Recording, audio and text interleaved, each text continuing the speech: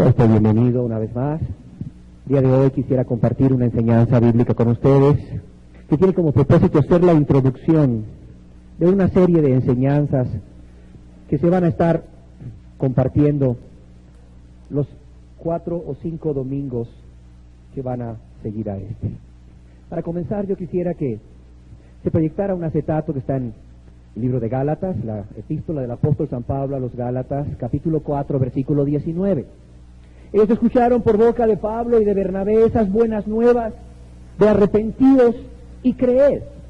Y si nosotros leemos la carta en toda su totalidad, podemos ver que ellos, a quienes va dirigida esta carta, estos hijitos, habían obedecido esta verdad expuesta por Pablo y que había sido respaldada por el Espíritu Santo. ¿Qué quiero decir con que ellos habían obedecido? Ellos se habían arrepentido. Ellos habían abandonado no solamente sus pecados externos, sino toda su antigua manera de pensar y su antigua manera de vivir. Pero no solo se habían arrepentido, sino que también habían creído en Jesús. Habían creído que Jesús había muerto por sus pecados en la cruz del Calvario. Ellos habían creído que Jesús se había dado a sí mismo por amor a ellos. Y ellos habían venido a ser hijos de Dios. Esto es notorio en toda la carta, si tú lo lees. El apóstol Pablo en Gálatas 3:26, lo voy a leer, dice: pues todos sois hijos de Dios, por la fe en Cristo Jesús. Y aquí mismo en Gálatas capítulo 4, versículo 6 les dice: y por cuanto sois hijos. Ellos se habían convertido a Dios. Ellos habían recibido el perdón de los pecados. Ellos se habían salvado. Y no solamente eso, ellos habían recibido el Espíritu Santo. Ellos habían recibido también el Espíritu Santo al creer en Jesús para perdón de sus pecados. ¿Por qué Pablo les escribe estas palabras? Déjame decirte que estas palabras que escribe Pablo en el capítulo 4, versículo 19, de hijitos, por quienes vuelvo a sufrir dolores de parto hasta que Cristo sea formado en vosotros, así como todas las palabras que les escribe en esta carta, son unas palabras de advertencia de parte de Pablo a una iglesia o a varias iglesias que estaban en peligro de apartarse de la verdad. Pablo miraba el grave peligro que corrían estas iglesias de apartarse del Evangelio, de apartarse de la verdad, a causa de falsas enseñanzas que habían llegado a ellos de parte de algunos judíos, a quienes se les conoce como los judaizantes, que creían que sí, que Jesús era el Mesías. Pero también creían estos judíos que habían llegado a las iglesias de Galacia que para alcanzar la salvación, que para alcanzar el perdón de pecados, había que apegarse a las obras de la ley, y por tanto la salvación ya no era por fe solamente, ya no era nada más por el sacrificio de Cristo. Además, ellos querían que estos gentiles, que estas personas que no eran judías, que se habían convertido a Cristo, ellos querían que estos cristianos que no eran judíos se circuncidasen y siguiesen algunos rituales, como el de los alimentos y algunas otras obras que marcaba la ley, que con la venida de Cristo quedaban abolidas. Estas personas, estos judíos, estos judaizantes, estaban poniendo el énfasis en hacer obras externas, más que en un carácter, más que en una forma de ser, más que en una forma de vida, producto de un cambio interior total.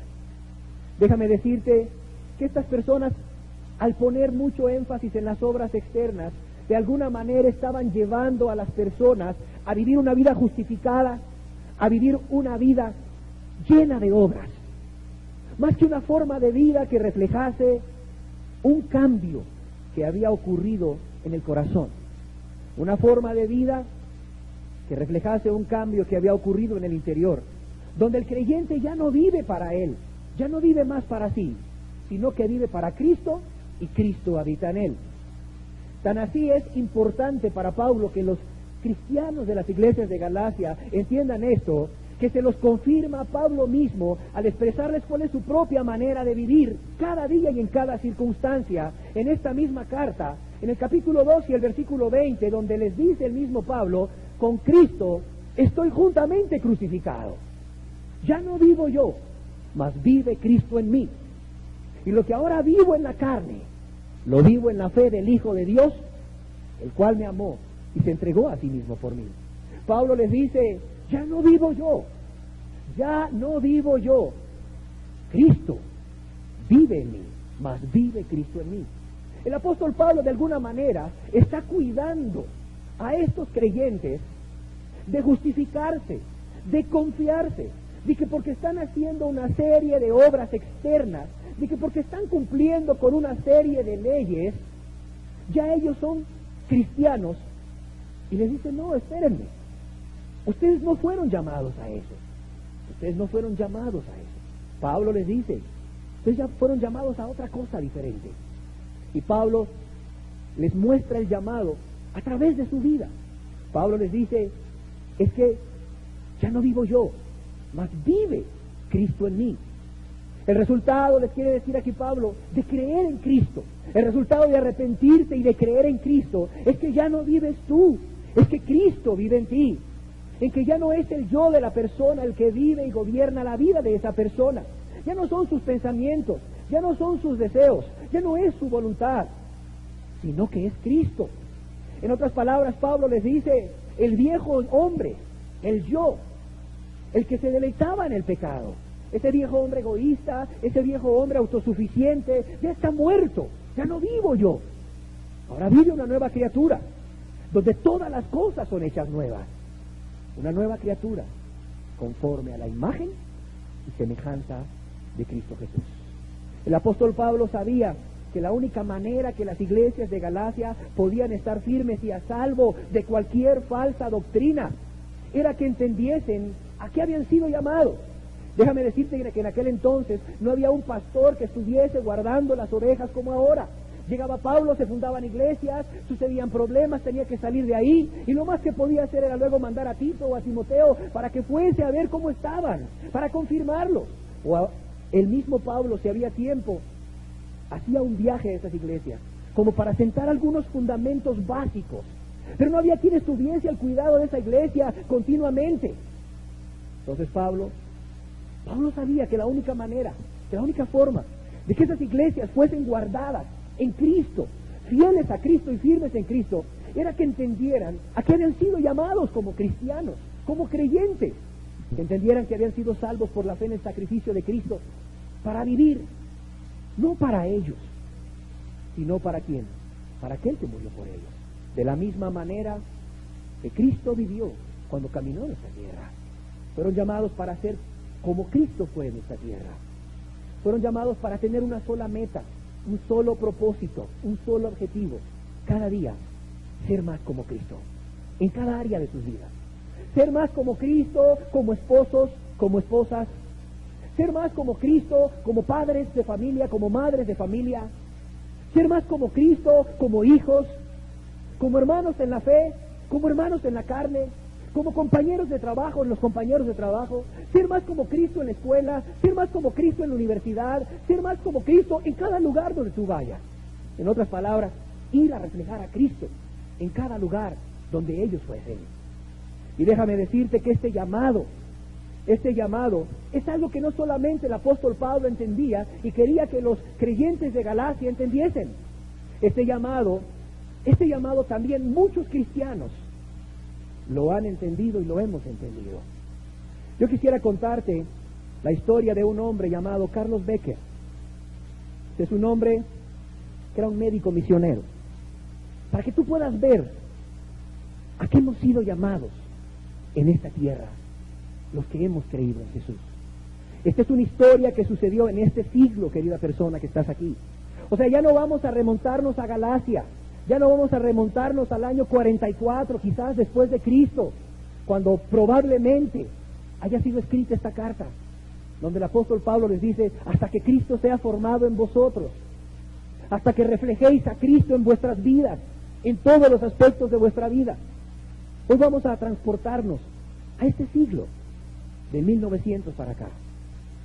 Y dice así, si se quisiera destacar un médico misionero en África por su tiempo de servicio, combinado con su extraordinaria dedicación a salvar las vidas y mejorar la salud de los africanos, Tal persona de seguro sería Carlos Becker, el gran Munganga del Congo. La palabra Munganga viene a ser como el gran benefactor, el que se dio, el que se entregó por los del Congo. Dice, en 1916, a los 22 años de edad, Carlos Becker comenzó los estudios de medicina en la Facultad de Medicina de Hahnemann de Filadelfia. Había estado alejado de los estudios por varios años, trabajando en una fundición para sustentar a su madre viuda y a una hermana. Cuando se aliviaron un poco estas obligaciones y con los ahorros de poco más de $100, Carlos se sentía listo para estudiar los 6 años que le darían una seguridad económica que nunca antes había conocido. La intensificación repentina de la Primera Guerra Mundial, poco después de que él ingresó a la Facultad de Medicina, fue una gran bendición para él, pues le permitió ingresar en el cuerpo médico de los Estados Unidos, lo cual le proporcionó techo, comida y matrícula gratis en la universidad, además de un modesto salario. Becker, al terminar su carrera, comenzó a ejercer la medicina en Boyertown, Pensilvania, en 1922. 3 meses después de empezar a ejercer, se casó con María, una joven que había conocido años antes en una reunión de la iglesia. Antes de la boda, Carlos le advirtió a María que había prometido consagrar su vida al servicio de Dios si él le facilitaba cursar estudios superiores. Le dijo, María, yo no sé si tendré que ir a China como misionero o qué, pero Dios tiene derecho sobre mi vida. Becker se estableció en Boyertown. Su clientela y su prestigio aumentaron y desgraciadamente su promesa a Dios fue cayendo en el olvido. Pero un día recibió una carta de Carlos Hurlbut, un misionero del interior del África, a quien había conocido hacía varios años. La nuera de Hurlbut, Isabel Morse, médico que prestaba su servicio en el Congo, había muerto de repente en la obra misionera, y Hurlbut buscaba con urgencia a otro médico que ocupara su vacante. Con sentimiento de culpa, Becker no atendió a la solicitud de este misionero, con la excusa de que tenía la responsabilidad de cuidar a su madre. Pero Hurlbut no se dio por vencido, y al siguiente invierno recibió una carta de Becker en que aceptaba ir al África. Y así vemos que en el verano de 1928 los Becker, Carlos y María Becker, se embarcan rumbo al África. La primera casa de los Becker en el Congo estaba citada en Kadwa, y se trataba de una chocita de barro que María convirtió con su inventiva en una mansión de barro, como le llamaba ella. Después de trabajar en Kadwa por algún tiempo, Becker se fue a Aba, donde reemplazó a un médico en un hospital bien establecido. Pero en 1934 se mudó con su esposa y sus 2 hijos a la pequeña estación misionera de Oicha, en la espesa jungla de Ituri, para trabajar con los pigmeos y otras tribus de la selva. Fue en Oicha un lugar inadecuado para un hospital misionero donde Dios hizo florecer el ministerio de Becker. Allí, rodeado de árboles gigantes, construyó casi de la nada un centro médico muy eficaz. El hospital parecía primitivo en comparación con las instalaciones a que estaba acostumbrado en su patria, pero era lo suficiente para satisfacer de algún modo las necesidades de la gente de la selva africana. Becker iba añadiendo salas, edificios a su hospital rústico según fuera necesario, sin ningún plan preconcebido. Como no tenía un presupuesto para la construcción del hospital, la mayor parte de los gastos salía de su sueldo de $60 mensuales. Los servicios médicos en Oicha se ampliaron con rapidez. A los 2 años se daba atención a unos 200 pacientes por día. Había ciertas aldeas y tribus que estaban fuera del alcance médico. Los brujos tenían mucho poder sobre la gente, hasta que la gente se fue convirtiendo uno por uno al cristianismo por la incansable obra médica y misionera de los Becker y otros cristianos. El evangelismo era el propósito principal de la obra de Becker en África, así que no solamente dedicaba su tiempo a curar enfermos, sino que también dedicaba los fines de semana a visitar las aldeas. Aunque él no tenía una preparación bíblica formal, no había salido de un instituto bíblico, ni era maestro de la Biblia, este hombre tenía una gran pasión por las almas. Becker, por lo tanto, les comunicaba el evangelio con buenos resultados a los africanos, como fruto de ese amor por esas almas perdidas. contaba las historias bíblicas en un contexto africano. Pronto, los cuadros que aparecían en la literatura de la escuela dominical que provenía de Norteamérica fueron reemplazados por los toscos dibujos de Becker. Estos llegaron a ser tan populares que él mismo los mimeografiaba para distribuirlo a sus oyentes, y estos a su vez los usaban para evangelizar a otros. En cierta ocasión, cuando Becker entraba a una aldea aislada, observó un grupo reunido en medio del camino. Para sorpresa suya, encontró ahí a un soldado congolés analfabeto que compartía las buenas nuevas utilizando una serie de láminas que Becker le había dado un mes antes. En muchos casos, las misiones médicas prepararon el camino para la evangelización de tribus que de otra manera hubiera sido difícil de alcanzar. Tal era el caso de los pigmeos de la selva de Ituri. Por mucho tiempo, discriminados por otros africanos, estos pigmeos se habían retirado a la selva para separarse de todos los demás, para separarse de los blancos, pero también de los de su misma raza. Sin embargo, su necesidad de servicios médicos al fin venció su aislamiento extremo y poco a poco llegaron a confiar en los misioneros y muchos se convirtieron al cristianismo. Asimismo, las misiones médicas desempeñaron un papel crucial en la evangelización de los leprosos. También ellos habían sido discriminados, por cuanto la lepra era una enfermedad incurable y nadie quería enfermarse de lepra. Sin embargo, gracias al amor y al cuidado que recibían del doctor Becker y de sus asistentes, ellos se convirtieron por millares a Cristo. Aunque Becker trataba toda clase de enfermedades y heridas imaginables, se preocupaba mucho por el problema de la lepra, por amor a estos abandonados por el hombre, pero no abandonados por Dios. Y la noticia de su compasión se extendió. La noticia de que este hombre estaba dispuesto a tratar a los leprosos y a estar en medio de ellos y a amarlos, no importándole si llegase a contagiarse de lepra, hacerse un leproso como ellos, hizo que miles de leprosos vinieran a él para que los atendiera. A principios de la década de los 50, además de los 200 pacientes diarios que se atendían en su hospital, daba tratamiento a unos 4,000 pacientes que vivían en una leprosería de unas 400 hectáreas. Además de eso, se hacían más de 4,000 cirugías mayores y menores. Además de eso, se atendían más de 500 partos al año. Además de eso, tenía tiempo para seguir investigando en un medicamento que sanara a los leprosos. Y no solo eso, experimentaba en el área de la psiquiatría con los tratamientos más modernos. Estableció una sala para enfermos mentales y una clínica psiquiátrica. Fue el primer médico en África ecuatorial que usó con éxito el tratamiento del electroshock entre los africanos. Y aunque trató muchos pacientes con buenos resultados con tales métodos, siguió convencido de que el cristianismo era la mejor terapia general para los que tenían problemas mentales y de que el evangelio del amor y la esperanza podían derrotar la superstición y el temor.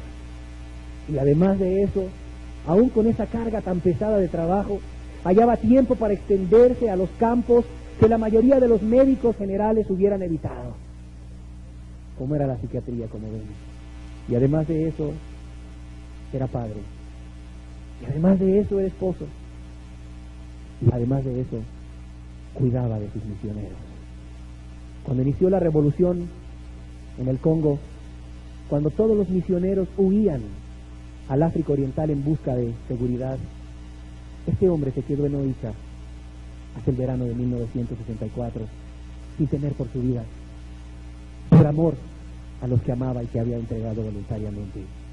Llegó un momento en que se dio claro que no podía quedarse en la clínica y salir con vida, por cuanto los guerrilleros simbas querían fusilarlo.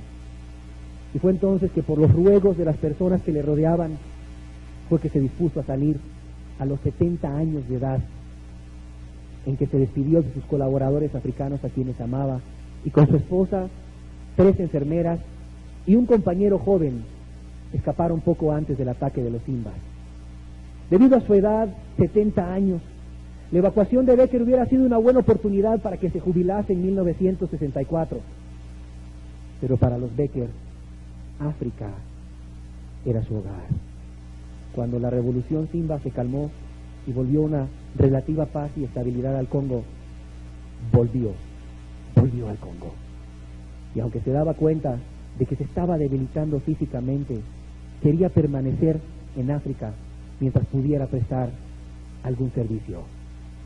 Este hombre decía: si este fuera mi último día sobre la tierra, ciertamente no quisiera pasarlo en la cama. Si este fuera mi último día sobre la tierra, ciertamente no quisiera pasarlo en la cama. Y sus palabras estaban respaldadas en la práctica, porque aunque Becker sufrió 3 ataques cardíacos, 3 infartos en un año en 1966, siguió su obra pasando por alto las súplicas de los médicos de que se fuese a descansar. Y solo a los 83 años de edad, el doctor Becker decidió volver a Estados Unidos y jubilarse. Déjame decirte que muchos han sido los reconocimientos que este hombre recibió. Sin embargo, el mayor tributo que jamás se le dio a Carlos Becker fue el de un estudiante africano de medicina que dijo: muchos misioneros me habían predicado a Jesucristo. Muchos misioneros me habían predicado a Jesucristo. Y muchos misioneros me habían enseñado de Jesucristo. Pero en el doctor Becker yo he visto a Jesucristo. Muchos misioneros me habían predicado a Jesucristo. Muchos misioneros me habían enseñado de Jesucristo. Pero en el doctor Becker yo he visto a Jesucristo. ¿Cómo es un cristiano? Es como Cristo. Refleja a Cristo. Y vamos a hacer una oración pidiendo ayuda a Dios, para que Dios nos hable a cada uno hoy.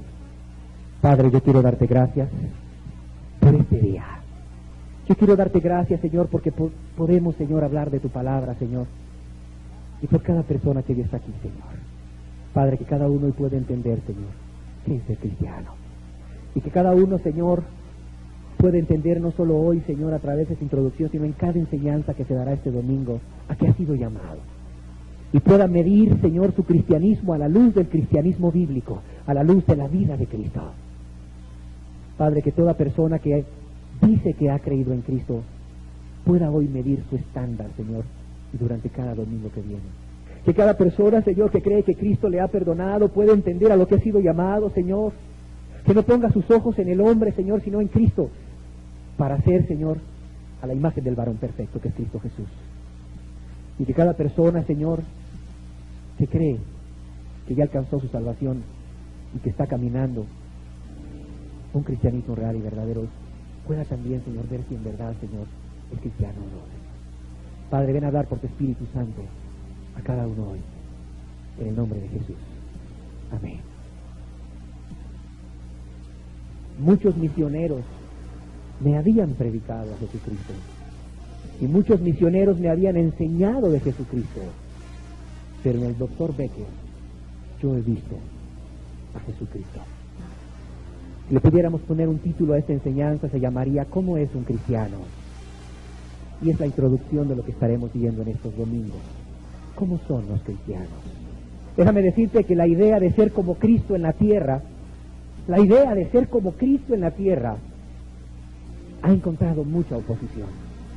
Aunque es algo bíblico, como lo vamos a estar viendo, ha encontrado mucha oposición de muchos que defienden que una persona puede practicar en su vida todo tipo de pecado, es decir, que una persona puede no haberse arrepentido de su vida de pecado y ser un hijo de Dios. Hoy en día muchas personas defienden eso. Muchas personas le dicen a la gente: acepta a Cristo como tu Salvador personal, pero no les hablan de un verdadero arrepentimiento. No les hablan de ese cambio de vida agradable a Dios. No les dicen que ser cristiano es como Cristo en la tierra, porque quizás ni ellos mismos viven un verdadero cristianismo, porque sus líderes quizás ni siquiera se hayan convertido.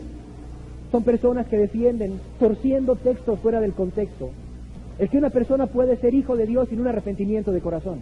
El que una persona pueda ser hijo de Dios y siga practicando pecados en su vida, como los pleitos, como los celos, como las iras, como los enojos, como las envidias, como la amargura, la falta de perdón, como la codicia, como el adulterio, como la fornicación, como la avaricia, como el robo, como la mentira.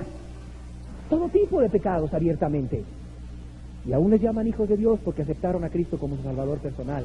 O quizás hasta fueron bautizados. Y dicen, es que esta forma de vida solo la podremos vivir en el cielo donde no haya tentación. Es que esta forma de vida no es posible hacerlo en la tierra. Como si Cristo no hubiese dado ejemplo a los creyentes. Aquí en esta tierra, en un cuerpo de hombre, siendo tentado en todo, dice la Biblia, a semejanza nuestra, pero sin pecar. Pero déjame decirte que Pablo es claro en que Cristo puede, y no solo puede, debe ser formado en nosotros. El apóstol Pablo es claro en el hecho en que no solamente se los dice a los de Galacia, sino que también sufre dolores de parto.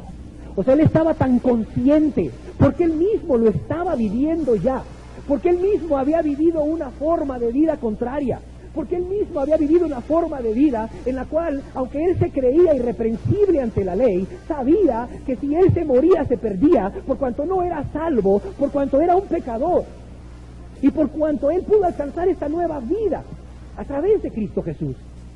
Él sabía que se podía, él lo estaba viviendo, él lo estaba experimentando cada día, en medio de muchas tribulaciones, como veremos más adelante. Sin embargo, porque él sabía que se podía, le dice a los de Galacia, hijitos míos, sufro nuevamente dolores de parto. No solo se los dice, sino que él sufría dolores de parto, es decir, él estaba en una agonía clamando a Dios porque eso sucediese en aquel grupo de creyentes de Galacia.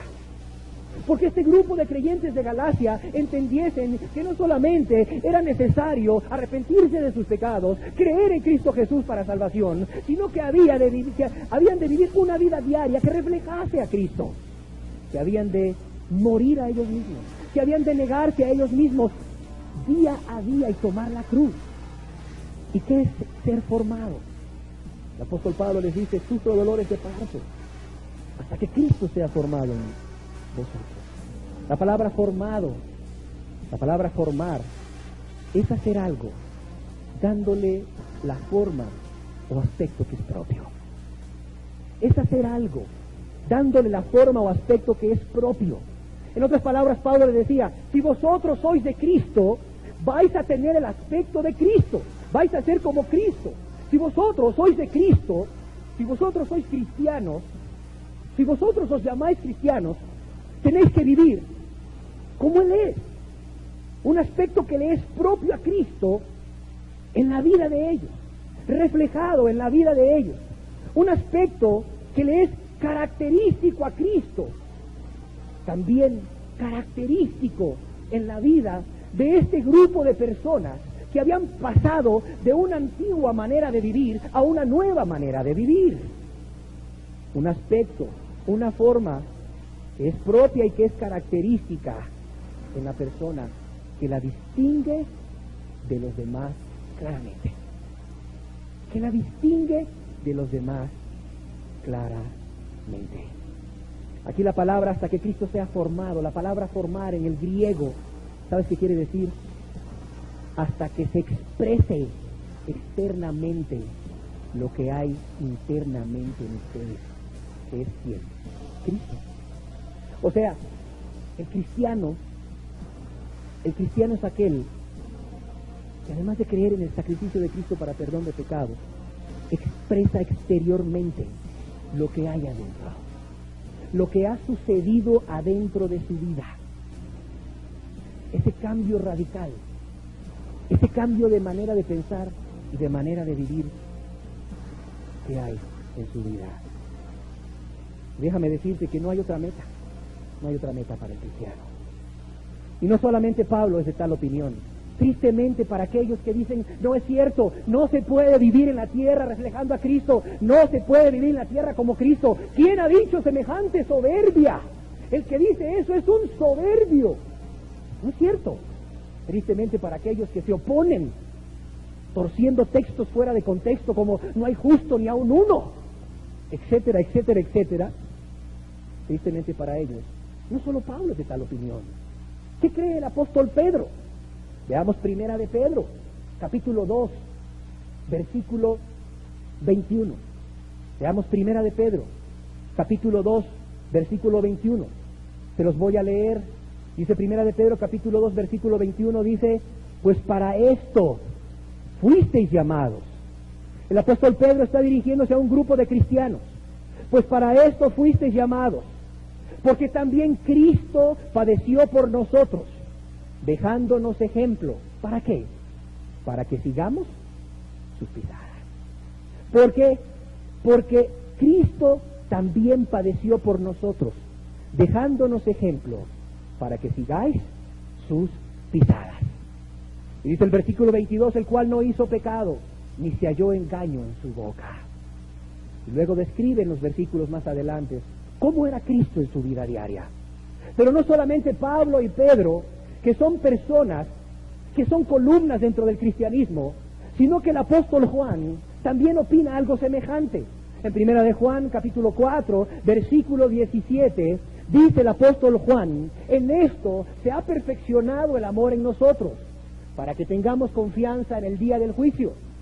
Pues como Él es, hablando de Cristo, pues como Él es, así somos nosotros en este mundo. Y aquí la verdad, si había alguna duda con lo que el apóstol Pablo decía, aquí se aclara. Si había alguna duda con lo que el apóstol Pedro decía, de qué es eso de que dejándonos ejemplo para que sigamos sus pisadas, aquí el apóstol Juan lo aclara. Veámoslo de nuevo. Y lo aclara claramente, dónde es que el creyente va a ser igual que Cristo. Dice, pues así como Él es, pues así, o sea, así, idéntico, no parecido, así, exactamente así como Él es, así somos nosotros. Así somos nosotros. ¿Quiénes? Nosotros los creyentes. Nosotros los que nos hemos arrepentido de todo corazón y hemos creído en Cristo. Así somos nosotros. ¿A dónde? Veámoslo de nuevo. ¿A dónde? En este mundo. O sea, aquí en la tierra. Sí, en medio de tribulaciones. Sí, en medio de angustias. Sí, en medio de opresiones. Sí, en medio de tentaciones. Sí, así somos en esta tierra. Y en el libro de los Hechos, capítulo 11, versículo 25 y 26, vemos cómo esta teoría es puesta en práctica. Por si acaso alguno a través de estos textos todavía dijese, aún a causa de estos textos, todavía dijese, es que no se puede, sigo sin estar convencido que no se puede. Lo dice Pablo, lo dice Pedro, lo dice Juan, pero si aún alguno no estuviese convencido por medio de estos textos, veamos esto aplicado en la práctica. Dice en Hechos capítulo 11, versículo 25 y 26, después fue Bernabé a Tarso para buscar a Saulo, y hallándole, le trajo a Antioquía. Y luego dice, y se congregaron allí todo un año con la iglesia, y enseñaron a mucha gente, y a los discípulos se les llamó cristianos, y a los discípulos se les llamó cristianos por primera vez en Antioquía. Y a los discípulos se les llamó cristianos por primera vez en Antioquía. Déjame ponerte en el contexto de lo que está pasando. Ha habido una gran persecución, personas que han creído en Cristo Jesús, personas que han alcanzado el perdón de pecados, personas que no pueden callar lo que ha sucedido en sus vidas. A causa de esta persecución, salen a diferentes lugares y van predicando el Evangelio. Y cuando Bernabé llega a Antioquía, se encuentra que hay un grupo de creyentes en esa ciudad y manda por Pablo para que junto con Pablo completen la obra en medio de estos creyentes. Y cuando Pablo llega, Pablo y Bernabé empiezan a reunirse con aquellos creyentes, con la iglesia, para confirmarla, para edificarla, pero también empiezan a predicar a toda la gente. Y dice que los discípulos fueron llamados cristianos por primera vez en Antioquía. Dice que fueron llamados cristianos. No dice que ellos se llamaban a ellos mismos cristianos. No dice que la gente llegaba y les preguntaba, oye, ¿y tú de qué religión eres? Ah, yo soy cristiano, me congrego en tal lugar. No, No dice que los miraban con la Biblia bajo el brazo y les decían, oye, ¿tú de qué religión eres? ¿Dónde te congregas? Ah, yo soy cristiano, me congrego en tal lugar. No dice que le miraron un stickers ahí, una calcomanía en su coche, el del pececito ese, o de la palomita ahí, que luego le ponen, y que les dijeron, oiga, usted es cristiano. Oye, ¿dónde se congrega? ¿De qué religión es? No, pues yo soy cristiano. No. Dice que la gente les llamaba cristianos. ¿Por qué les llamaba cristianos?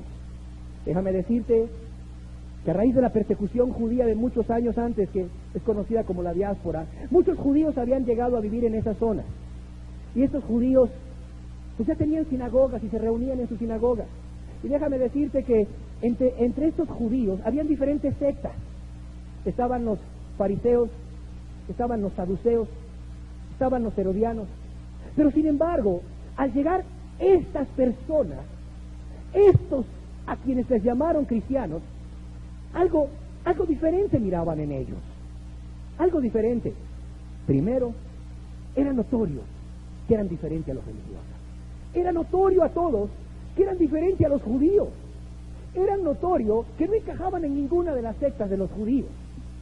Por eso había que ponerles un nombre. ¿Cómo les llamaremos a estos si no son igual que los judíos?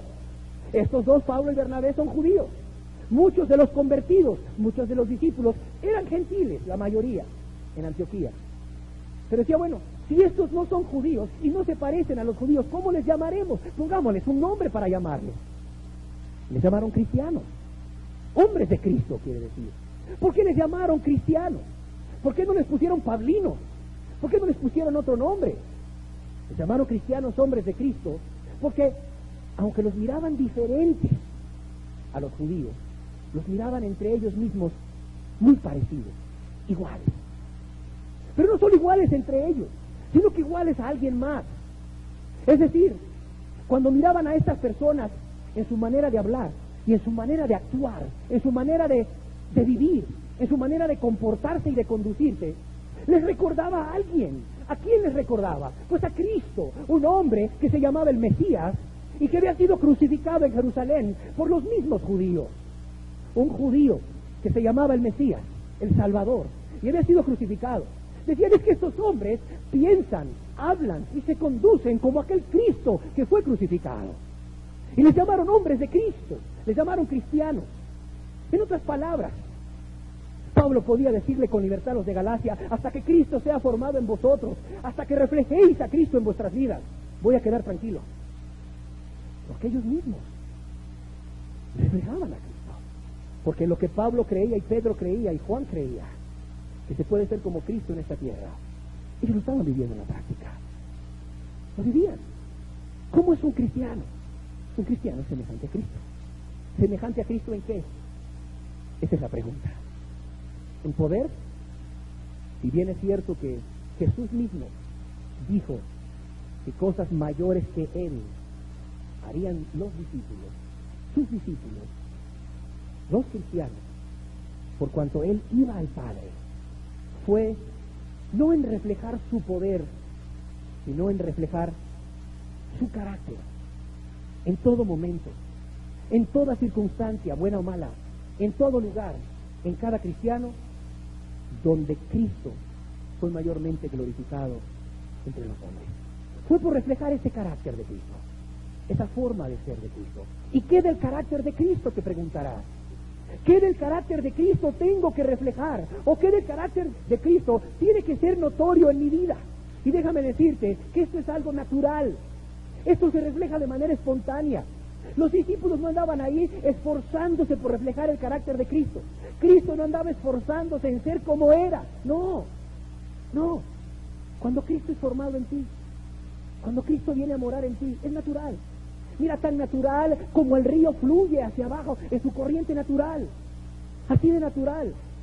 Tan natural que cuando se le pone un obstáculo al río, tú ves que vence ese obstáculo. ¿Sí o no? Vence ese obstáculo. Crea una pared ahí en un río para hacer una represa y no le hagas un agujero abajo por donde corra el río, que se pueda abrir y se pueda cerrar para controlar la salida de agua. ¿Sabes qué es lo natural?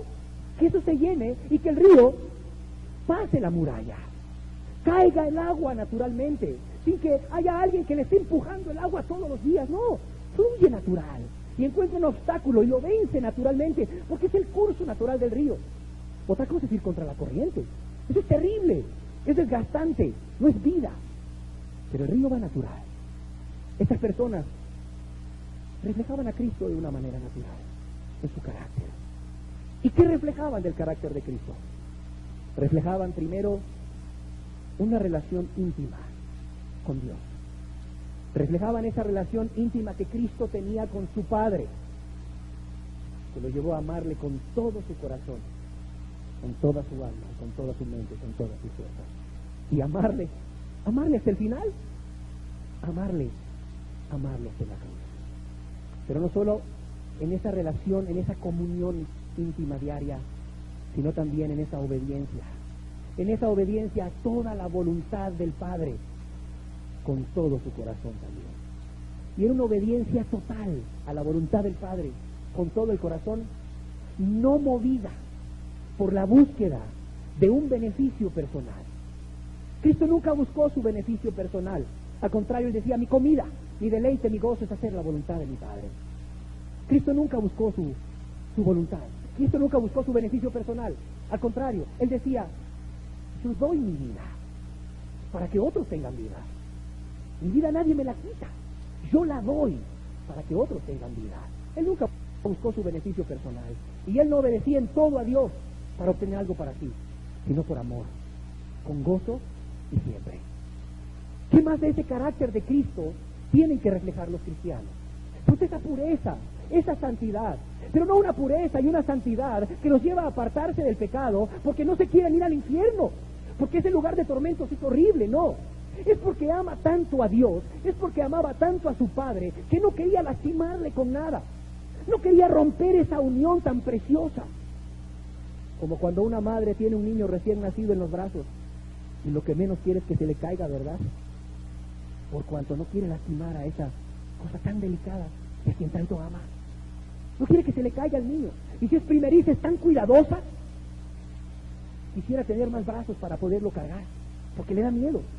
Y luego lo va a bañar y le dice, mamá, ayúdame a bañarlo, porque es que me da miedo que se me deslice y se me golpee ahí en la tina y se me ahogue, y trae agua y trae jabón y se le llenen sus pulmones de agua. No por lo que la gente vaya a decir, ay, no lo ama, lo escapó de matar. No porque luego tenga que terminar en un hospital, no. Que no quiere provocarle dolor a esa criatura. No quiere hacerle daño a ese ser indefenso que nomás lo ves. No es amor. Así de sencillo. No era por temor al infierno. Era por amor a Dios. ¿En qué parte de su carácter? ¿O en qué más de su carácter? En la humildad. En la humildad. Considerando a los demás como mayores a él mismo. Es impresionante que el que es el Rey de Reyes se humillase a sí mismo tomando forma de siervo. Es que Jesús, cuando dejó el cielo, no tomó forma de un rey terrenal. Ya habían reyes, Herodes, etcétera, etcétera, etcétera. Los hijos de Herodes. O sea, ya habían reyes, ya habían gobernadores que vivían en palacios. Pero cuando él dejó el cielo y dejó la gloria, no tomó forma de rey, no tomó forma de gobernador, no vino a estar en un palacio. La humildad. Tomó forma de siervo. ¿Y sabes quién es el siervo? El que sirve. ¿Y sabes a quién sirve? A todos. Al que te ama, pero también al que no te ama. Al que te ama y al que te aborrece. ¿Qué más de su carácter? ¿Qué más del carácter de Cristo era reflejado por aquellos que se llamaban cristianos? Que traía mucha gloria al nombre de Cristo. El amor al prójimo. Ese amor al prójimo que te lleva a entregarte a los demás por completo. Ese amor al prójimo que te lleva a despojarte de ti para darte a los demás. Ese amor al prójimo que te lleva a morir a ti, que te lleva a morir a yo. ¿Para qué? Pues para vivir, pero para vivir, para servir, sin esperar nada a cambio como Cristo. Ese amor al prójimo, ese amor práctico que te lleva a negarte a ti mismo, aún a tus derechos lícitos si es necesario, para que Cristo sea glorificado en ti. Ese amor al prójimo que te llega a entregarte sin medida, te lleva a entregarte sin límites, al que te ama y al que no te ama, como esposo, como padre, como hijo, como esposa, como madre y como hija, en nuestro hogar, primeramente en nuestro hogar, para después salir a amar a los de afuera. ese carácter de Cristo, es el carácter que Pablo quería ver formado en los de Galacia. Y déjame decirte que no solamente quería ver formado ese carácter en los de Galacia, él lo quería ver formado en todos los cristianos. Le dice a los filipenses, en Filipenses capítulo 2, le dice a los filipenses, en Filipenses capítulo 2, versículo 5 al 8, ¿qué le dice a los filipenses? Capítulo 2, versículo 5 al 8, les dice: haya pues en vosotros este sentir que hubo también en Cristo Jesús. Ya no son los de Galacia, son los creyentes, son los cristianos de Filipos. Y les dice Pablo: haya pues en vosotros no otro, este sentir que hubo también en Cristo Jesús. Este sentir que hubo también en Cristo Jesús. ¿Cuál sentir?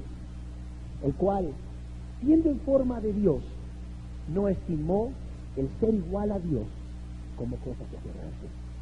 Fíjate bien, el cual, siendo en forma de Dios, Jesús, siendo igual a Dios, no estimó el ser igual a Dios, no porque no fuese valioso, es valiosísimo, pero no estimó el ser igual a Dios como cosa que aferrarse, no porque para él no fuese valioso, sino que no lo estimó para despojarse a sí mismo, tomando forma de siervo, hechos semejantes a los hombres. ¿Y por qué había que tomar forma de siervo y hacerse semejante a los hombres? ¿Por qué? ¿Qué necesidad tenía Dios? ¿Qué necesidad tenía Jesús? Y estando en la condición de hombre, se humilló a sí mismo, haciéndose obediente hasta la muerte y muerte de cruz. Impresionante. ¿Sabes por qué Cristo se despojó a sí mismo? ¿Sabes por qué tomó forma de siervo? ¿Sabes por qué se hizo semejante a los hombres? No por causa de él, sino por causa tuya y por causa mía, por causa de los que hoy estamos aquí y de los que hoy no están aquí, porque tienen otras cosas más como más importantes. Cristo se despojó a sí mismo, tomó forma de siervo y se hizo semejante a nosotros, a los hombres, en todo, en nuestras necesidades, en nuestras aflicciones, en nuestro hambre, en nuestra sed, en nuestro cansancio, en nuestra angustia. ¿Para qué? Pues para morir, y morir en la cruz, para poder ser el Salvador, para poder perdonarnos nuestros pecados. Él no estaba obligado, Él no estaba obligado. Y es lo mismo que debe haber en los cristianos, este mismo sentir de despojarse, este mismo sentir de no tener nada propio como muy valioso, este mismo sentir de hacerse siervo, este mismo sentir de si es necesario morir por amor a los demás, morir como esposo, morir como esposa, morir cada día, que tu cuerpo se vaya desgastando físicamente al amar a los demás, al darte a los demás, que no consideres nada tuyo como muy valioso, como muy precioso, que estés dispuesto a soltarlo todo, a no retener nada, con tal de darte a los demás, con tal de darte a los que te rodean, desgastándote como padre, como madre, desgastándote como esposo, desgastándote como esposa, el esposo abnegado, entregado, el esposo fiel, el esposo servicial, el esposo colaborador, la esposa abnegada, fiel, la esposa servicial, la esposa sujeta, la esposa mujer virtuosa, como hijo, sujetándote a tus padres, honrando a tus padres, sirviendo a tus padres, y como padre, volcando el corazón hacia tus hijos, como madre, volcando el corazón hacia tus hijos, clamando a Dios, hasta también ver a Cristo formado en tus hijos. Es que no solamente el anhelo del cristiano es que Cristo sea formado en él, sino que también los que le rodean también reflejen a Cristo. Si es la esposa convertida, está pidiendo a Dios porque su esposo se convierta, pero no para que ya no la golpee, ya no para que sea un marido amable, ya no para que no sea borracho, adúltero, etcétera, etcétera, ya no para que sea responsable en el hogar y tome las riendas de la casa como esposo y como padre, ya no para que sea responsable económicamente, no, sino para que viva para Cristo, glorifique a Cristo, sirva a Cristo. Y en esa medida también ella va a encontrar cierto descanso. Ya no ora para que sus hijos se conviertan a Cristo, para que ya no le den dolores de cabeza, para que ya no sean rebeldes, porque ya no haya que hacer con ellos, sino para que Cristo sea formado también en ellos, para que pueda decir como Josué: yo en mi casa Yo y mi casa serviremos a Jehová. Yo y mi casa reflejaremos a Cristo. Así de sencillo. Entregándose a sí mismos para darse por amor como Cristo lo hizo. ¿Sabías tú que cuando Cristo dejó el cielo, Él ya sabía lo que le iba a pasar? ¿Sabías tú que cuando Cristo dejó el cielo, tú sabías que Él ya sabía cómo lo íbamos a recibir tú y yo? No creas que Él pensaba, aquí soy rey, y cuando venga la tierra, o cuando vaya a la tierra, y ellos entiendan que Dios mismo se ha hecho hombre por amor a ellos, me van a servir como rey también. No creas que Él creía eso. No creas que Cristo vino a la tierra engañado. No creas eso. No creas que para Cristo fue una sorpresa el recibimiento de desprecio que le dieron los hombres. No creas que para Cristo fue una sorpresa cuando dejó el cielo y vino a la tierra. No creas que fue una sorpresa el que los hombres le desecharan. No creas que fue una sorpresa el ver que era menospreciado, el ver que no era estimado. No creas que fue una sorpresa. No creas. Él mismo, por el Espíritu Santo, le había revelado a Isaías 890 años de su venida cuál iba a ser el recibimiento. ¿Y sabes qué dice? Despreciado y desechado entre los hombres, varón de dolores, experimentado en quebrantos. Él sabía lo que venía a la tierra. Él sabía que iba a venir a ser varón de dolores por ti y por mí. Él sabía que iba a ser experimentado en quebranto al ver tu maldad y la mía, al ver cómo nosotros menospreciábamos la buena voluntad de Dios, al ver cómo nosotros menospreciábamos ese brazo que está extendido para salvar, al ver cómo nosotros menospreciábamos que Él no se hubiese aferrado a su condición de Dios, sino que se hubiese hecho hombre y estando en condición de hombre, se hubiese humillado hasta la muerte y muerte en la cruz. Sí, ya lo sabía lo que venía. Dice, varón de dolores y experimentado en quebranto, y como que escondimos de Él el rostro, fue menospreciado y no lo estimamos. ¿Tú crees que Cristo cuando vino aquí a la tierra, tú crees que no sabía lo que iba a sufrir antes de morir? ¿Tú crees que Él no sabía cómo iba a morir? ¿Tú crees que a Cristo lo agarró de sorpresa? ¿Tú crees que cuando a Cristo lo sacaron ahí delante de la multitud, que vino Pilato y lo sacó junto a Barrabás, ¿tú crees que Cristo enmudeció de sorpresa de ver cómo lo maltrataban y cómo lo rechazaban? No. ¿Tú crees que Cristo no sabía que iban a preferir a Barrabás y que iba a terminar en la cruz? Claro que lo sabía. Ciertamente llevó Él nuestras enfermedades y sufrió nuestros dolores. Y nosotros le tuvimos por azotado, por herido de Dios y abatido. Él sabía cómo iba a ser castigado por nuestros pecados. Mas Él herido fue por nuestras rebeliones, molido por nuestros pecados. Herido, molido. Ya Jesús sabía cómo iba a terminar. El castigo de nuestra paz fue sobre Él. Él ya sabía que el pecado del hombre era mucho. Él ya sabía que el castigo del hombre por su pecado era grande. Pero aún así, Él estaba dispuesto a ponerse en tu lugar y el mío. Todos nosotros nos descarriamos como ovejas. Por eso Él dejó el cielo. Porque andábamos perdidos, errantes, ciegos por el pecado. No había forma que por nosotros mismos encontrásemos el camino. Un ciego no puede encontrar el camino. Alguien que anda extraviado, pues no puede encontrar el camino, porque si no, no anduviera extraviado. Nos descarriamos. Cada cual se apartó por su camino. Dios sabía que voluntariamente nos habíamos apartado. Mas Jehová cargó en Él el pecado de todos nosotros. Él sabía que Él iba a cargar con nuestros pecados. ¿Sabes dónde iba a cargar con nuestros pecados? Él sabía que los iba a cargar en la cruz. Déjame decirte que lo sabía. ¿Por qué razón? Porque 1000 años antes de que Él naciese, Él mismo por medio del Espíritu le había revelado a David, el rey David y el salmista David, cómo iba a morir el Mesías, cómo iba a morir Él.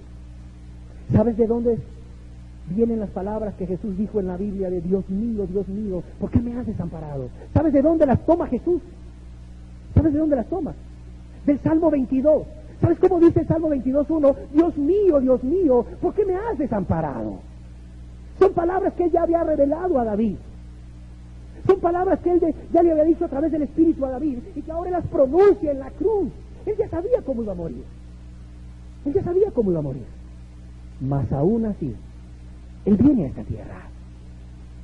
Dice en el versículo 7 del Salmo 22, todos los que me ven me escarnecen, me tiran la boca menean la cabeza diciendo, se encomendó a Jehová, líbrele él, sálvele, puesto que en él se complacía.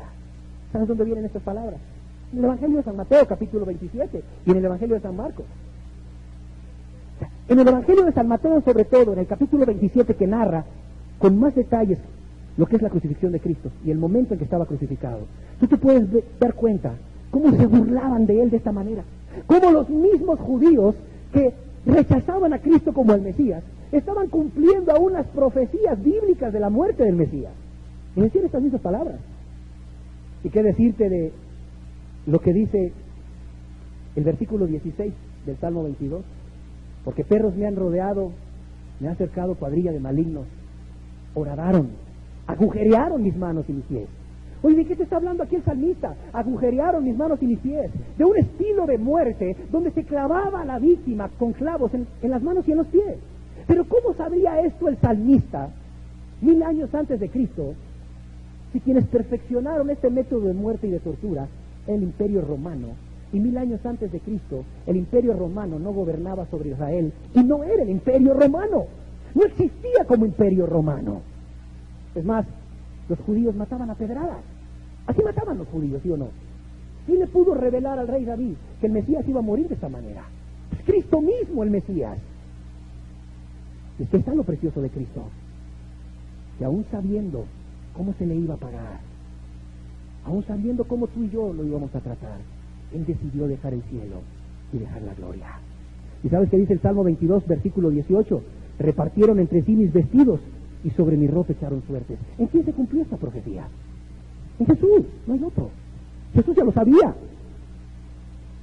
Y dice Pablo, hay en vosotros este mismo sentir que hubo en Cristo Jesús.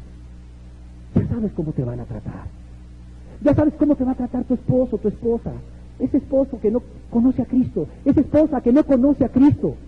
Y por lo tanto no puede amar con el amor de Cristo. Esa persona en la calle, ese que va conduciendo la combi, esa persona del banco, del tianguis, del mercado, qué sé yo, esa persona que camina en la calle ahí, que te agrede, que te ofende. Ya sabes cómo te va a tratar si no tiene a Cristo. Ámalo, ámalo, ámalo. Vas a llegar a tu casa y vas a encontrar una persona, ya sea un esposo, una suegra, una madre, un padre, no sé qué, hijos, que no tienen a Cristo. Vas a llegar a tu casa y que no se acabe el gozo aquí.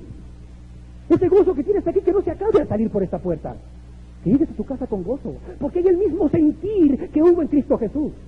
Porque así es el cristiano, refleja a Cristo. Refleja a Cristo. Estando aquí cantando, pero también en la casa, también en los golpes, también en los insultos, también en los agravios, también en las tentaciones. Es el mismo sentir que hubo en Cristo Jesús, que aun sabiendo cómo le íbamos a pagar, Él se dio, Él se entregó, Él padeció, Él no se negó, no puso límite a su amor, no puso límite a su entrega, no puso límite a su negación. Oiga, es que, no, ¿qué puedo hacer para dejar a este hombre? No, pues no hay causal bíblica para dejarlo, ¿él es adúltero? No. Que la única causal bíblica es el adulterio. Ay, qué lástima que no me es adúltero este hombre. Ya casi le empiezan a pedir a Dios que este hombre salga con un adulterio para venir a decir, oye, ¿qué cree, pastor? Que yo es adúltero, ya lo puedo dejar, ¿verdad? Porque ya me cansé de amar. Y son cristianos. Y se dicen ser cristianos y cristianas. Ay, ya no aguanto a esta mujer. Ya no aguanto a esta mujer. ¿Por qué no me casé con la hermanita tal, tan espiritual, tan buena? Porque mis hijos no son los hijos de fulano de tal. Porque bien pudieran ser tus hijos como los del hermano que son bien espirituales, o la hermana, o los de la hermana que son bien espirituales. Pero tú eres el culpable de ello. Tú eres el culpable de ello. Porque no te dices a ellos. Porque pensaste que ser cristiano era nada más aceptar a Cristo y seguir viviendo conforme a tu voluntad. O pensaste que ser cristiano nada más era arrepentirte, como la Biblia manda, y creer en Cristo y gozarse en su perdón. Pero nada más eso, gozarse en su perdón. Y el reflejar a Cristo, y que Cristo sea formado en ti cada día. Eso. Ay, pero es que eso va a implicar negarme. Es que eso va a implicar cruz. Es que eso va a implicar ser humilde. Es que eso va a implicar soportar. O sea, eso le implicó a Cristo venir a esta tierra. Si quieres ser cristiano, no hay de otra. Tienes que reflejar a Cristo. Y es que la negación de Cristo, el carácter amoroso y entregado de Cristo, no solo se refleja desde que Cristo dejó el cielo. Lo vemos naciendo en un lugar humilde. ¿De a poco Dios no pudo mandar un temblor para que toda la gente de las posadas que estaban llenas se saliese espantada. Luego entrar ahí María, José con María, ella, a la que quisiese, y escoger el cuarto que quisiese. Total que ellos sabían que el temblor había venido de Dios, que ellos no tuvieran temor. Pero nació ahí en un lugar muy humilde, el Rey de Reyes, fíjate, nomás dándonos ejemplo, en un lugar muy humilde. La Biblia nos dice que fue carpintero. Él provenía de un padre carpintero, un padre humilde. Muchos por ahí dicen que Cristo era rico, que provenía de una familia rica por cuanto eran descendientes de David. No, si hubieran sido ricos sus padres, no hubiesen ofrecido, cuando lo llevaron a él ahí al templo, nada más 2 tortolitas, que era la ofrenda de los pobres. No lo hubieran ofrecido si hubiesen sido ricos. Y él nació en una cuna humilde, de una familia humilde, pero temerosa de Dios. Y él ejerció un oficio humilde para enseñarnos a nosotros cuál debe ser la clase de humildad que él quiere de nosotros. Si él, el Rey de Reyes, fíjate, si él, el Rey de Reyes, lo pudo hacer, ¿cómo no lo podremos hacer nosotros?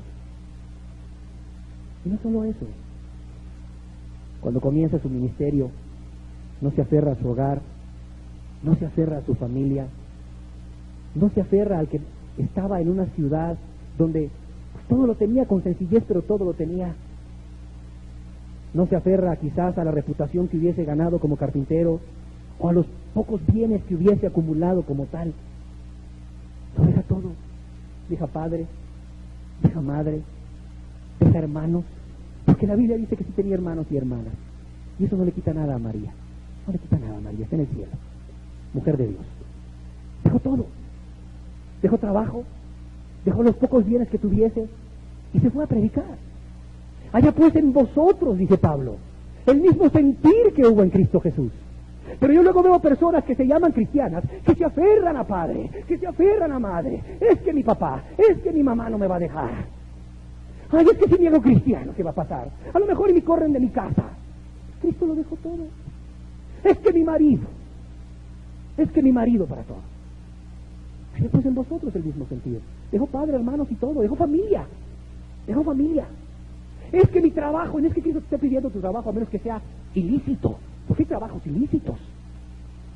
Pero luego hay gente que dice, es que no tengo tiempo de buscar a Dios. Fíjese, mi trabajo es de 7 de la mañana a 8 de la noche. Llego a mi casa cansado, llego a mi casa, mire, ¿usted cree que va a tener tiempo de estar buscando de Dios? ¿Usted cree que va a tener tiempo de leer la Biblia? No, mire, no. La verdad es que eso es lo que ha pasado. Es más, el cassette que usted me recomendó ni lo he oído.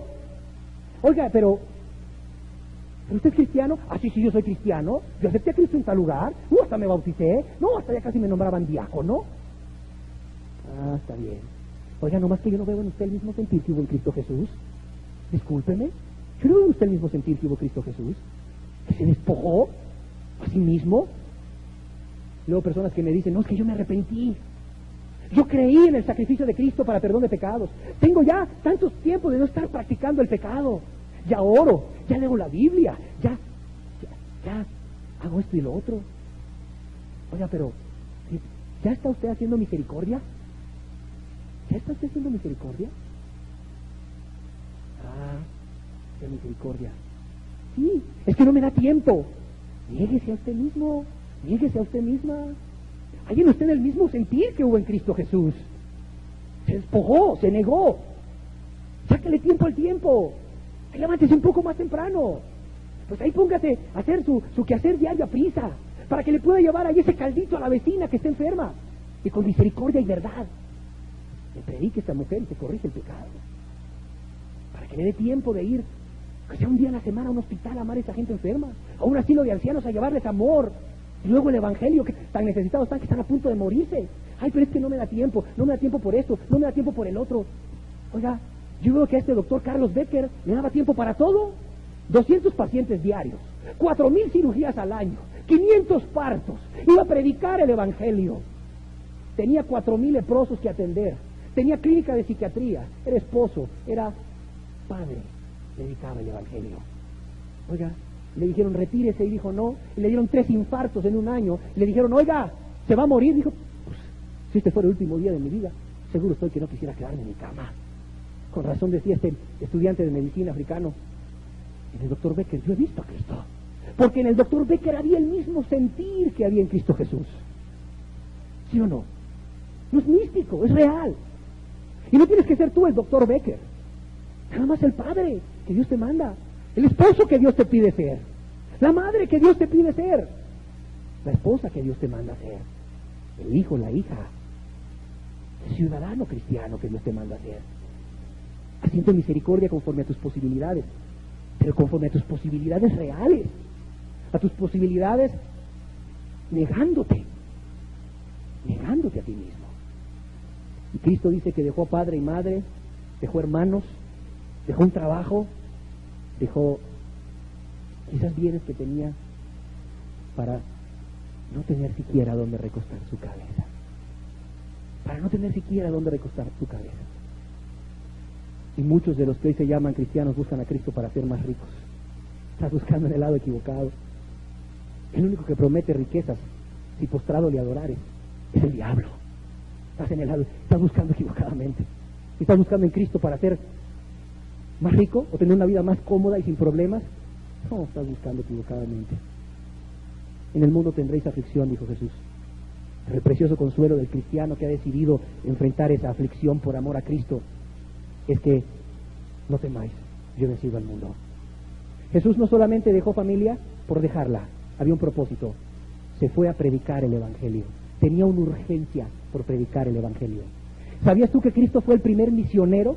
Fue el primero que dejó su casa para recorrer, sí, en su mismo país, pero para recorrer las diferentes ciudades y aldeas predicando el Evangelio. ¿Sabías tú que Cristo fue el primer misionero? Y no solo el primer misionero, el primer promotor de las misiones. ¿Sabes cuál fue la gran comisión? La gran comisión que le dio a cada uno de sus discípulos. Y no solo en aquel entonces, sino también hoy. Aquel que se llama discípulo es ir y predicar, no falsas doctrinas, no un evangelio social, no una doctrina de la comodidad y de la prosperidad, sino que les dijo claramente, id y predicad este evangelio. Y será predicado este evangelio a todas las naciones. Y entonces vendrá el fin. Mandó a predicar un evangelio. ¿Y quién lo había predicado? Y mandó a sus discípulos a predicar. Ya los había mandado a predicar de 2 en 2 a los 12. Luego agarró un grupo de 60 y los mandó a predicar, o 70 y los mandó a predicar. Y después, por si fuera poco, por si no habían entendido los discípulos cuál era su plan, le dice antes de irse, y no se les olvide de ir y predicar el evangelio. Hay en vosotros este mismo sentir que hubo en Cristo Jesús. ¿Está siendo Cristo formado en ti? ¿Tienes estas características? Es que me da pena. Es que ¿qué van a decir? Me van a ver como loco, me van a ver como fanático, van a decir que solo hablo de la Biblia. ¿Sabes qué había en la mente de Cristo? Había en la mente de Cristo una sola cosa: tu alma y la mía. Y hacía todo lo que fuese necesario para que tú y yo alcanzásemos el perdón, la salvación de nuestra alma. Cristo tenía urgencia por las almas. Un día se llevó a sus discípulos para descansar. Estaba cansado y quería estar con ellos en lo privado, en lo íntimo. Y la gente vio hacia dónde iba Jesús. Y se le adelantaron. Y cuando Cristo llegó con sus discípulos, oh sorpresa, encontró que no iba a poder tener tal privacidad. ¿Y sabes qué hizo? No los despachó, no les dijo, oigan, se pasan. Oiga, así desde que amanece hasta que anochece, los vivo atendiendo y no me dejan tener un momento de tranquilidad. No les dijo eso.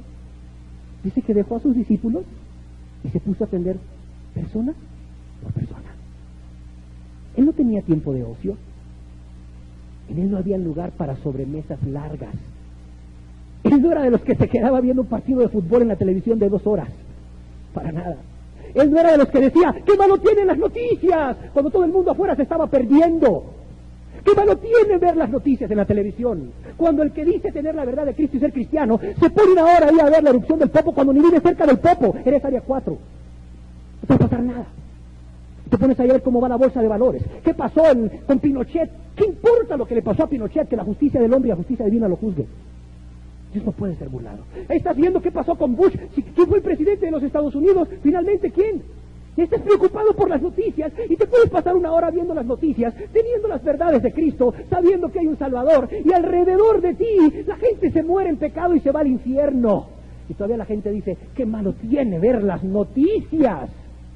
Hay en vosotros el mismo sentir que hubo en Cristo Jesús, que desde que se levantaba hasta que anochecía, servía. Y era tanta su necesidad que aún le dice a sus discípulos de noche: ¿saben qué, muchachos? Vámonos al otro lado. Vamos al otro lado. Había un endemoniado que iba a salvar, y toda una región de Gadara que iba a salvar.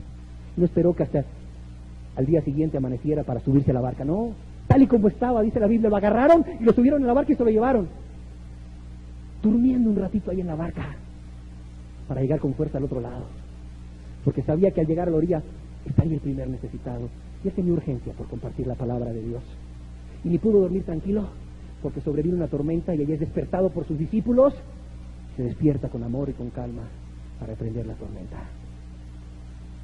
Alimentó a las multitudes, sanó a las multitudes, enseñó a las multitudes, se dio por las multitudes, predicó a tiempo y fuera de tiempo, porque sabía que el fin del hombre es la muerte, y después de la muerte el juicio. ¿Sabes qué dice el apóstol Pablo a los cristianos? Haya en vosotros este mismo sentir que es en Cristo Jesús. No te alabes en tu cristianismo porque te arrepentiste, porque luego hay gente que como gran cosa me dice: es que ya me arrepentí. Pero si es tu deber. Nunca debiste haber dejado el camino, nunca debiste haber pecado. Es que ya creí en Cristo. Pues gloria a Dios. Si hay gozo en los cielos, pues también hay gozo en mi corazón. Pero luego creen que ser cristiano pues nada más es leer la Biblia, 5 capítulos diarios, orar 1 hora, venir aquí, alabar a Dios. No, dice Pablo, tienes que reflejar a Cristo.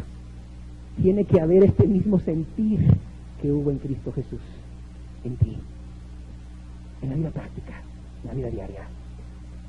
Y no solo Jesús se dio a los demás, no solo Jesús sirvió a los demás, sino que perdonó. Imagínate Cristo, al momento de ser sacado por Pilato junto con Barrabás, delante de toda la multitud, a quien él había amado, a quien él le había enseñado el camino de la salvación, por quien él se había dado, uno por uno, dice que lo sanaba y escuchaba sus problemas, a quienes les había expulsado demonios, sanado hijos, personas, alimentado. Imagínate verlos gritar: crucifíquenlo, crucifíquenlo, crucifíquenlo.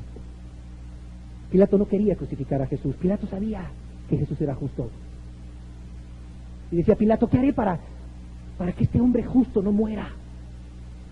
Ya sé, en esta época del año, en la Pascua, existe la costumbre de sacar un preso.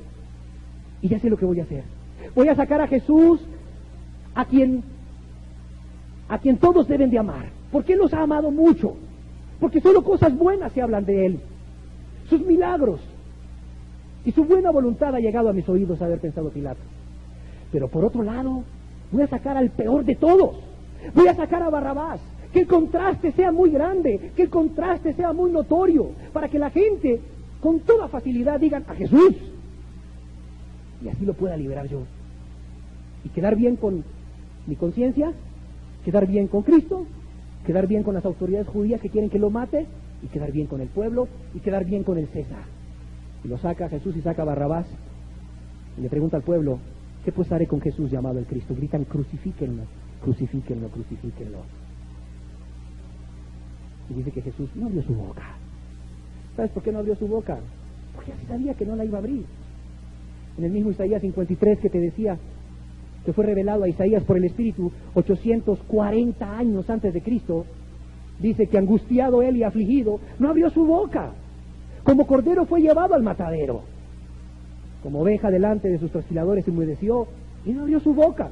Y es que Jesús no abrió su boca porque él ya sabía lo que venía y voluntariamente había querido venir por amor a ti, por amor a mí. Pues, ¿a quién le iba a reclamar si él voluntariamente había tomado esa decisión? Pues a nadie. Él había tomado esa decisión por amor a ti, por amor a mí, por salvarte a ti, por salvarme a mí. Y luego ahí estar en contra de él: crucifícalo, crucifícalo, crucifícalo. Aquellos a quienes había amado, como hoy nos ha amado, como a ti te ha amado. Y que gritas: crucifícalo, crucifícalo con cada uno de tus pecados. Y él estaba ahí, viéndolos, pero a la vez perdonándolos, no cansándose de amar, no cansándose de amar. Es que ya no hay que hacer con esta mujer. Te cansaste de amar. Es que no hay que hacer con este hombre. Te cansaste de amar. Es que ya no hay que hacer con estos hijos. Te cansaste de amar. La queja en tu boca contra la esposa, la queja en tu boca contra el esposo, la queja en tu boca contra tus hijos, contra tu vecino, contra quien sea. Te cansaste de amar. No hay en ti ese sentir que hubo en Cristo Jesús. No está siendo Cristo conformado en tu vida. O tú no estás siendo conformado a la imagen de Cristo en tu vida.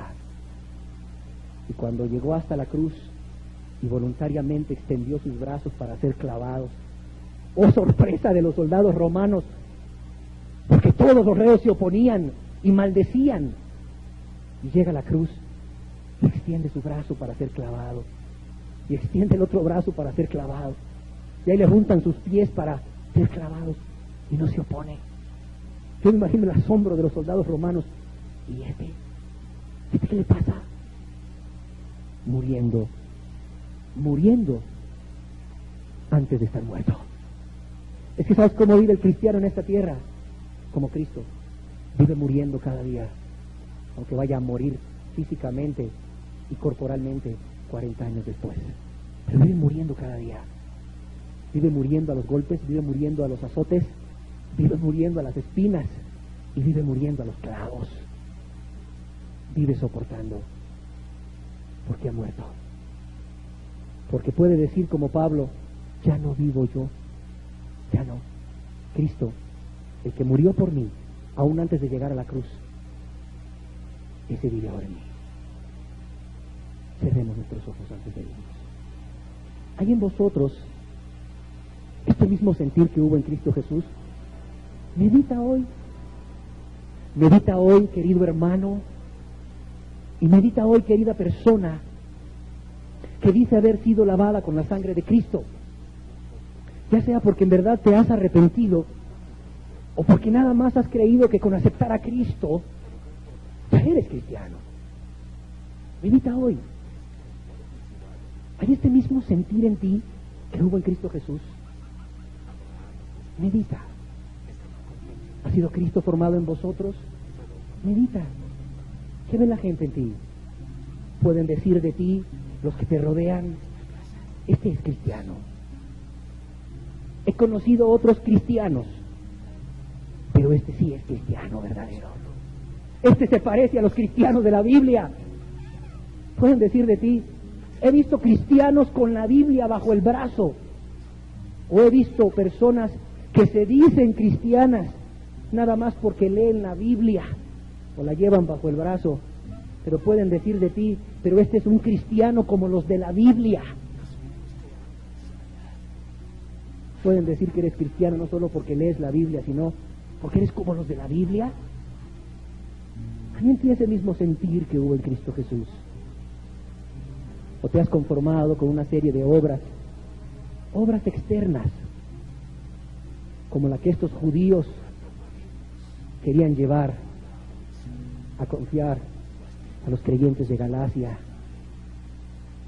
Hijitos míos, dice Pablo, vuelvo a sufrir dolores de parto hasta que Cristo sea formado en vosotros.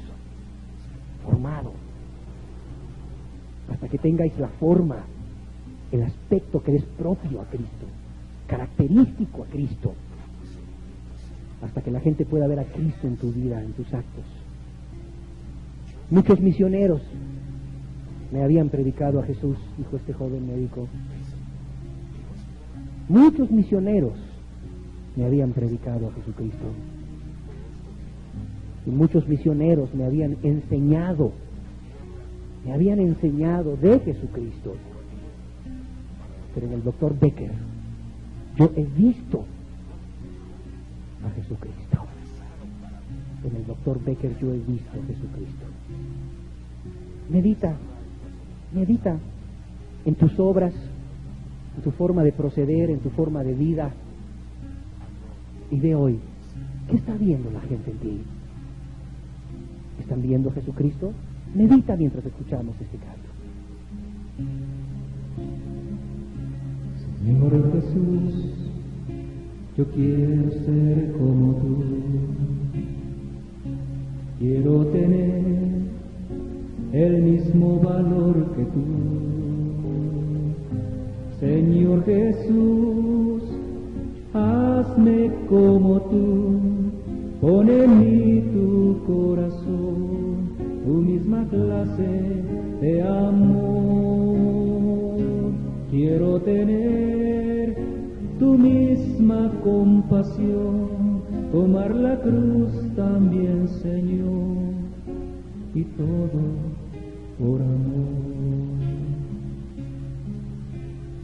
Tu misma clase de amor. Esta es la que necesitamos, Jesús. Ser como tú, Señor. Haznos como tú, Jesús. Haznos como tú. Porque la gente ya está cansada, Señor, de ver cristianos a su alrededor. Ya no creen en los cristianos. En los cristianos que se dicen cristianos. Ellos necesitan ver a alguien que viva como Cristo, para llamarle cristiano. Porque este mundo no necesita, Jesús, personas que se llamen cristianos. Este mundo necesita personas que tengan el mismo sentir que hubo en Cristo Jesús.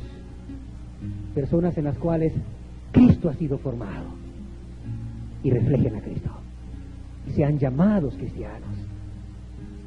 Personas con cuya vida den mucha gloria al Padre, como esposos, como esposas en sus hogares, como padre, como madre, amando a los que le rodean, haciendo misericordia, llenos de fuego y de celo por las almas que se pierden, por ver cómo el diablo arrebata cada día, Señor, a millones de personas que se van al infierno, habiendo un Salvador tan precioso que murió por ellas.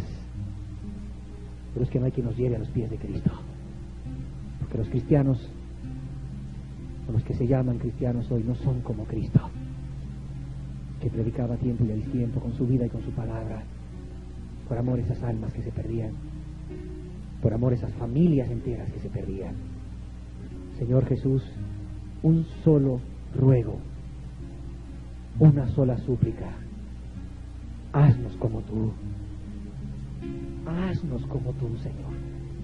Haznos como tú, Señor. Pero debes de anhelarlo, debes de quererlo. Si se lo pides a Jesús, debes de quererlo. Debes de estar dispuesto a que sea lo que sea, venga lo que venga. Tú vas a amar a Cristo sobre todas las cosas, como Él te amó a ti sobre todas las cosas. Tomar la cruz también, Señor, y todo por amor. Tienes que entender que no solamente es dejar los pecados, es morir a ti mismo. Como Cristo no se aferró a nada, como Cristo murió aún antes de llegar a la cruz, murió a sí mismo, soportó, padeció, desde el momento en que estuvo dispuesto a dejar el cielo por ti. Él ya había muerto a Él mismo desde que decidió dejar al cielo y venir a esta tierra. No creas que murió en la cruz, ya había esa disposición en su corazón a morir. Así tienes que ser, así tenemos que ser los cristianos. No solamente de dejar el pecado, de ser como Él, anhelarlo, quererlo cada día más, no importando lo que vayamos a padecer, porque Él ya lo padeció primero, porque Él nos dio ejemplo, porque Él ya lo sufrió en su propia carne y nos demostró que sí se puede cuando se ama, cuando se ama. Tomar la cruz también, Señor, y todo por amor. Señor Jesús, hazme como tú, pon en mí tu corazón, tu misma clase de amor. Hazme como tú, como esposo, como esposa, como padre, como madre, como hijo, como hermano, como ciudadano. Hazme como tú, Señor, en el trabajo, en la escuela, en la universidad, en la calle, Señor. Hazme como tú, Jesús. Quiero ser como tú. Hazme como tú, pon en mí tu corazón, tu misma clase de amor.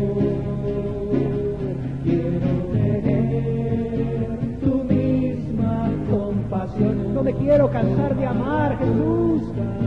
No me quiero cansar de soportar, Señor. Quiero llegar hasta la cruz también, Señor.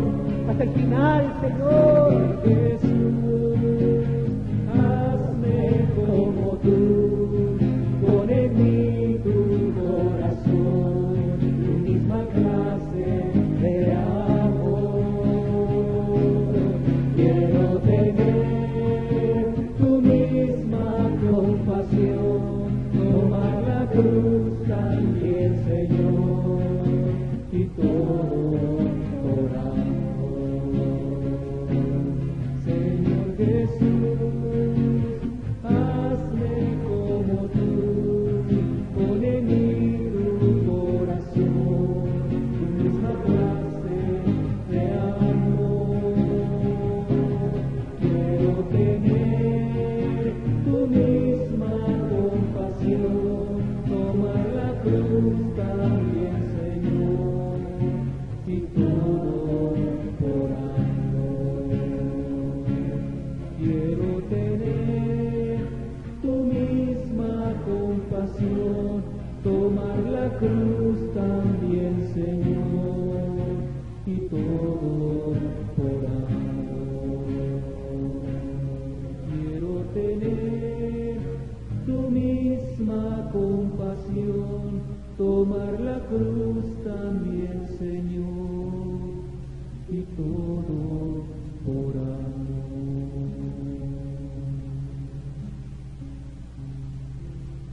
Pues como Él es, así somos nosotros en este mundo. Bendito y alabado Señor Jesús. Queremos ser como tú, Señor. Si tú te hiciste hombre, si tú te humillaste, Señor, siendo Dios hasta la condición de hombre, Señor, por amor a nosotros, Señor. ¿Por qué, Señor, no sé como tú?